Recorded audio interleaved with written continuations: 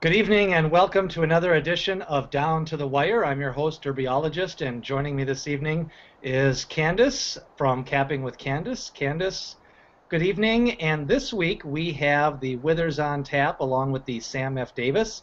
First off, let's go back to the Holy Bull, a highly anticipated matchup from last week. Yeah, the favorite, Cairo Prince, ended up, winning. I don't think it was too much trouble. It seemed like he had an impressive effort and that he won pretty easily. But there's a lot of horses to take from there. I mean, obviously Cairo ran well in victory. For me, I think I still have a few questions about him. It seems like every race he's ran, he's done the same thing. He's kind of hung out on the outside, maybe about 3 wide, and then made it like a sweeping move around the final turn. And he did that again, and I mean, he's had no problems with it. Obviously, it's working well for him. But I kind of want to see him down the road, running among horses, running behind horses, and seeing how versatile he really is. But so far, so good with him to this point. I was also impressed with Conquest Titan. He finished second, closed really nicely to finish second in that race, albeit, I think about 5 legs behind Cairo Prince. But he's one that just strikes me as a stayer. I think he wants to go further. So he's one that I'll keep an eye on as we go forward. And even Almost Famous, he did what we thought. He went to the lead. He was kind of forced into that. And he still held on for 4th on a day where we saw a lot of horses closing. So that definitely caught my eye. And actually, after the race, he was the one who I saw who galloped out past everyone. So, Almost Famous wasn't really a horse I was looking at too much going into there, but he's one I'll definitely keep an eye on coming out of it. My notebook from Saturday saw many of the same things. I guess I was impressed. One thing I will note, I do believe there was a outside move on the turn bias on Saturday at Gulfstream, and I'm in the middle of compiling some data, but many of the moves, even not necessarily the winners, the 2nd, 3rd, and 4th place finishers all day long made sweeping moves on the turn and ended up running well out in the middle of the track. It was very unusual to have a horse like Intense Holiday run as well as he did. Financial Mogul put a big move in on the turn, so did Conquest Titan. Now Financial Mogul flattened out, but the fact that he was still able to make that wide sweeping move kind of right behind Conquest Titan and Cairo Prince, who traveled 22 feet extra than the normal 8.5 furlong distance winner. So that was an impressive effort for Cairo Prince. I won't take nothing away from that. He's dominated 3 of his 4 races. The other race had a slow pace. I thought Almost Famous did set some good fractions, and if that track really was closer biased, I think that was a nice move in there. Still no explanations for Wicked Strong, so I'm not sure if he regroups and tries maybe the Gotham, or just a couple of more fast workouts, maybe to try to get some speed into him to see if he can come back in the Fountain of Youth. So I was impressed with the winner. I definitely think he moves into my top 5 as I start to rank him in the middle of February, but he's done nothing wrong, and he's ran fast. And his only loss, like I say, he got the benefit of running 9 furlongs without having actually to run 9 furlongs. They only ran 3 furlongs in that race. The first 6 furlongs were 1:17. So I still think that's going to be a key 9 furlong stamina builder for both him and Honor Code, because they really didn't have to run. So I thought it was a good Holy Bull. I was surprised at the betting. Wicked Strong got some play. Conquest Titan kind of drifted up a little bit, and Intense Holiday drifted all the way up to almost 20-1, and he ran a solid 3rd. So a good race out of them. This week, the Withers Stakes start off with a couple of New York breds.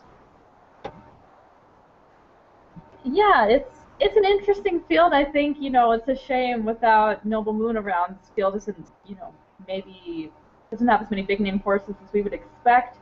You have to think, up there among the favorites, if not the favorite, will be Samrat, who's undefeated this far, and he'll be, there's a lot of speed in this race, but he's kind of the speed of the speed. He's won all 3 of his races pretty much wire to wire, the most recent of which was an absolute blowout. I think he won by about 15 lengths or so. So he's, going to be out in the front. But like I said, there's a lot of speed in this race between him, Uncle Size, Street Gent. Those 2 also won their most recent races pretty much wire to wire. So with that being said, I think for me, I'm looking to play against the speed. I'm going to go with Classic Jock and Roll, son of Giacomo, and he most recently ran in the Jerome, won by Noble Moon. And while we mostly focused on Noble Moon in that race. Classic Jock and Roll actually had a really wide trip. I think, according to Trackus, he ran about 63 feet further than Noble Moon and still finished second. And he flattened out a little bit towards the end, but I mean, that's to be expected when you went that much wider than everybody else. If you actually look at the Trackus data, I think he went faster than Noble Moon for the bulk of that race. So he's one that I think is going to be able to sit back off of what I believe will be a pretty healthy pace, and then move forward and take advantage of that. So that's my play, is Classic Jock and Roll. For me, I'm looking at the two New York breds. I was impressed with Samrat in his last race. He was the lone speed, but he drew away down the lane like he could maybe stretch out an extra eighth of a mile. And I think the mile and a 16th distance shouldn't be a problem for Samrat. I really think the only way Samrat loses this race is if he doesn't get an aggressive ride. If they try to be passive, basically I'm handicapping this as a match race, similar to the Sham Stakes, where speed and the inside usually has an advantage unless you can have speed from the outside and kind of trap that inside horse. So I'm thinking Samrat, if he goes out there and runs a 112 fractions, I think, and tries to kind of blow it away on the turn, I think he has a quicker turn of foot than Uncle Si. Although Uncle Si was definitely bet down in both of his races. And that last race, he not only drew away to victory by a large margin, he galloped out and he really kind of attacked it when he kind of went to the lead. And I like that. Whenever a horse kind of lowers his head and extends his stride out, that usually means they can stretch out in distance. So I don't think distance will be a problem for Uncle Si. I do like the fact that Samrat has that extra race under his belt, and he hasn't seemed to miss any workouts from the work tab. So I like those two.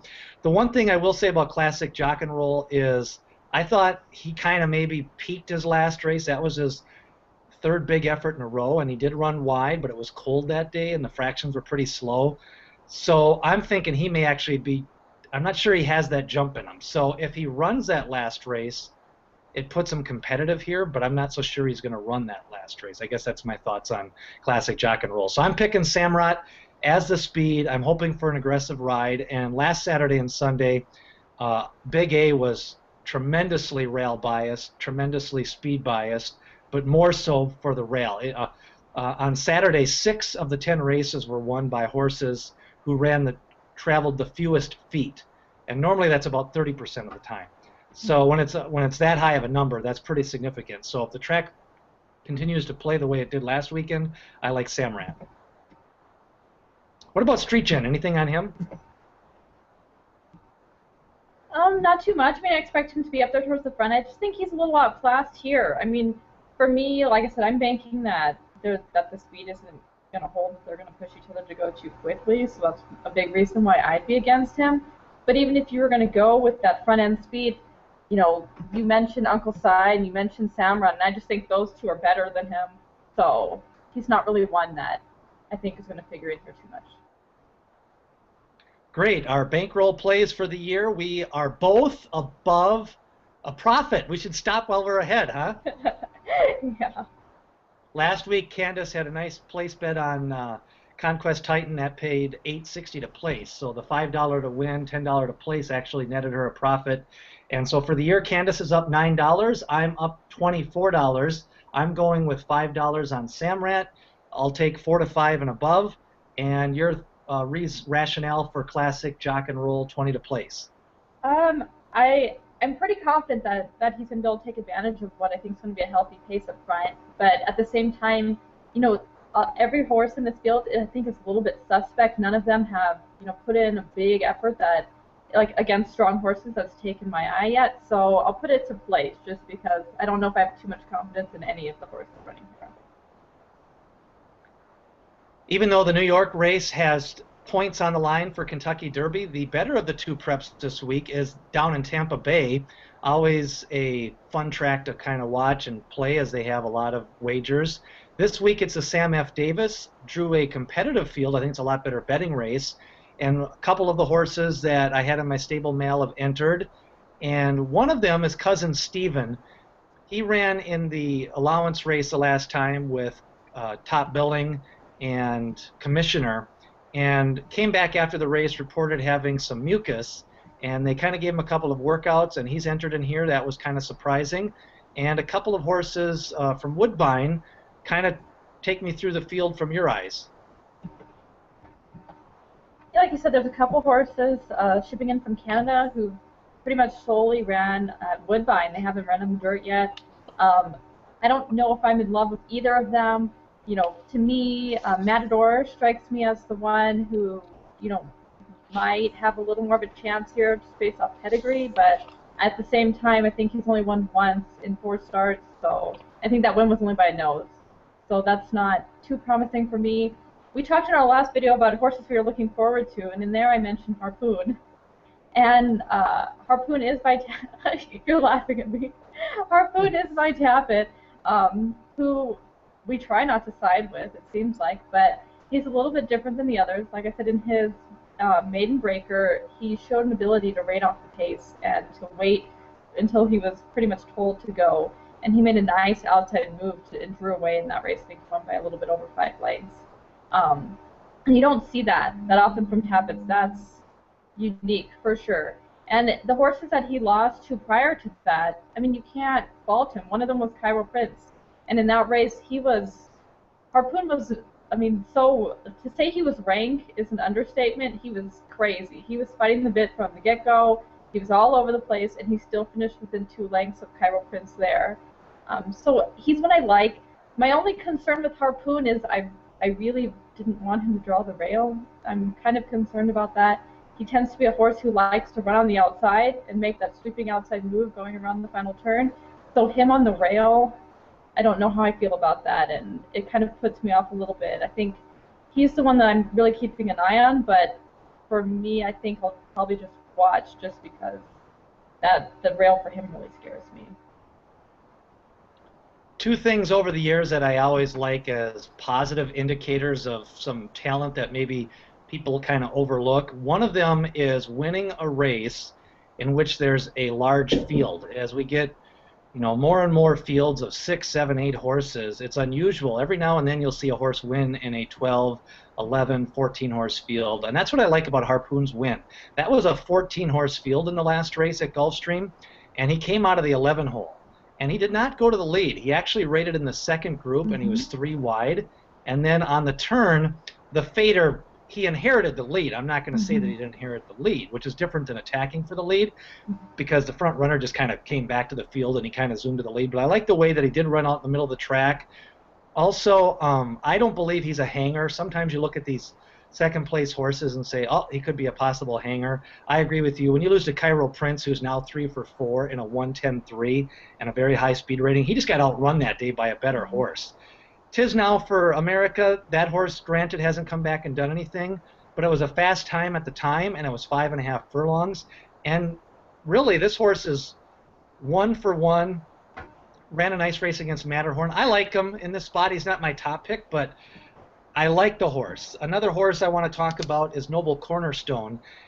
The New York breds are doing well this year. He's another New York bred along with Uncle Si and Samrat. I was impressed with his close at Remington Park in the Springboard Mile. Closed down the lane against a back-to-back-to-back winner in Louis Flower. And his maiden victory was very similar to Cairo Prince and Noble Moon out east. Not so much speed rating-wise, but just the way that he went to the lead and really drew off in his maiden win. Got some good workouts. He's been pointed for this race, so I think he's well meant. I kind of like him a little bit. And then Vincent Ramos, maybe you want to talk about him a little bit. Yeah, Vince Ramos, he's the other Pletcher horse in here. He's run twice. He's kind of blown out in his first start, but then he came back to win by a head after being bumped at the start. He's interesting because he's cross-entered in the Hutchinson, so we don't really know where he's going to go there. And as far as I understand, I think him and Harpoon have been working in company lately, and I've read lots of good things about Harpoon and his works, and I haven't seen anything about Vince Ramos. So take that for what you will. We already talked about cousin Steven. The two Woodbine shippers are Asserting Bear and Matador. The one thing I will note is traditionally I do like to play horses coming down not only just from Woodbine, but their first start on the dirt. Matadors ran 4 times, twice on the turf, twice on the poly track. The one thing unusual about his past performances is all four of his lifetime races have been in stakes races. So he does have a touch of class to him, and he has worked out 5 times since December 29th, which means he hasn't missed a beat. So whether he can fit speed wise, a lot of times, half the battle of winning these races and getting entered in them is just not missing any workouts. And they've been pretty fast workouts and longer workouts, a couple of 5 furlong workouts. I like a horse like this. I think he's going to drift up to maybe 8 or 10 to 1. And breeding wise, he's by Malibu Moon, who's sired multiple distance winners, including last year's Derby winner Orb. But he's also a known dirt sire, and then you add in that elusive quality on the female side. This horse really was bred to be a dirt horse, and maybe he's kind of been miscast up in Canada on the turf and on the poly. Anything you want to add about Cousin Stephen or Asserting Bear before, and then I guess go with your final pick? I don't think there's too much out. I think we got most of it covered. It's a nice race. It's a competitive race at the very least. For me, I think I'm going to go with Harpoon, but it's a tentative one. I like him the best of these horses. Like I said, the rail's a little worrisome. But I would also keep an eye on Noble Cornerstone, and like you said, Matador. I like his pedigree. I wonder about him on the outside, but those three would be the ones that I'm looking at. I'm leaning myself towards Matador. I think he's going to be a price. Is he a major win bet? No, but I think he's a horse you can throw in some exactas, and I think he's going to be close to 10 to 1. And possibly, you have Harpoon at 5 to 2, and you throw in a horse like Matador, you can easily hit a nice $50 exacta or something like that. And Matador has a shot. I just like the workout pattern. I like the pedigree. I like the fact they came down there and they worked out 5 straight times and really seem to be primed and ready to run for this race. And one thing we didn't talk about is that even though this doesn't have any Kentucky Derby points, Tampa Bay went and upped the ante this year. Any horse that can win the Sam Davis, the Tampa Bay Derby, and the Kentucky Derby gets $1 million. So I think that's why we got a little bit nicer field in here. And I do think any one of 2 or 3 horses could be pretty well meant. And I think that the winner of this race definitely will stay for the Tampa Bay Derby, because if lightning strikes, an extra $1 million goes a long way. Mm-hmm. That's it for the Sam Davis preview. Now, a lot of developments the last couple of days. I thought we'd kind of quick touch on them. Workouts continuing to kind of play havoc with a lot of contenders in the top 30 on People's Derby Trail. Yeah, you have to think maybe the biggest one is Honor Code. I think they've said that he's out for the Fountain of Youth. He hasn't been working, so that really changes the dynamic of that race. And you think, if Cairo Prince doesn't go there, then what do you have? I mean, maybe Top Billings, but that becomes a really wide open race pretty quickly. Yeah, the other development, Havana still not on the work tab. Shared Belief still not on the work tab. A nice fillies. Some of the fillies continue to work their way towards the big filly races. Although it looks like the Fountain of Youth may have gained, with Honor Code passing that, it looks like it may have gained top billing. Commissioner's already committed to that race, and Mexicoma, and it looks like General A-Rod. So I think that race is still going to come up pretty salty, and I wouldn't be surprised even if Surfin' USA shows up in that field. Mm-hmm. Well, a big week of racing to watch. I'm going to be watching the Tampa Bay race and betting the Tampa Bay race. I don't think I'll be playing the Withers. And next week we go out west and we'll see the Robert Lewis. Anything in particular you're going to be watching this weekend, Candace? I have a couple. At Aqueduct on Saturday, they have the Busher Stakes for the fillies. And one filly I've really liked is Fleet of Gold. She's by Medakwa Doro, out of an Indian Charlie mare. And she most recently ran in the Busanda and got third after a pretty hard luck wide trip. So she's one I'll be looking for in there. Out at Santa Anita, some of the older horses will be running out there on the turf. And No Jet Lag has been a favorite of mine since last summer, so I'll be keeping an eye on him out there. So some good racing this weekend. Great. I'm looking forward to next week in the Lewis, and then, like I say, I'll be playing the Tampa Bay. So our picks again, Candace in the Withers likes Classic Jock and Roll. In the Tampa Bay race, she likes Harpoon. I like Samarat in the Withers, and my pick in the Sam F. Davis is Matador. So it should be some great racing. Next week we go out west to look at the Lewis. That's going to do it for another edition of Down to the Wire right here